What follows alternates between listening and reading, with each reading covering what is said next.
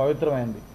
అటువంటి డిపార్ట్మెంట్లో పనిచేసేటప్పుడు చాలా పవిత్రంగా ఉండాల్సిన బాధ్యత అధికారులకు ఉంటుంది, ప్రజాప్రతినిధులకు ఉంటుంది. గతంలో నాతో పాటు మినిస్టర్గా చేసిన కొంతమంది మంత్రులు వాళ్ళైతే ఎండోమెంట్ మినిస్టర్లుగా ఆ టైంలో వాళ్ళు నాన్ వెజ్ దగ్గర నుంచి అన్నీ మానేసి అంత నిష్టగా ఉండేవాళ్ళు. అట్లాగే అధికారులు కూడా ఇప్పుడు ఈవో గారు ఉన్నారు, దేవస్థానంలో ఉన్నంతసేపు ఆయన ఆ పవిత్రంగా ఆ ఉద్యోగం చేసినప్పుడు ఉండాలి. అట్లాగా అది ఉండాలి కాబట్టి అది ఎక్స్పెక్ట్ చేస్తారు. మరి అటువంటి ఎండోమెంట్ డిపార్ట్మెంట్లో ఉండేటప్పుడు ఇటువంటి వాళ్ళు ఉండటం కూడా చాలా తప్పిది. వాళ్ళ వేరే అలిగేషన్స్ కూడా ఉన్నాయి, వాటి మీద కూడా విచారించడం జరుగుతుంది.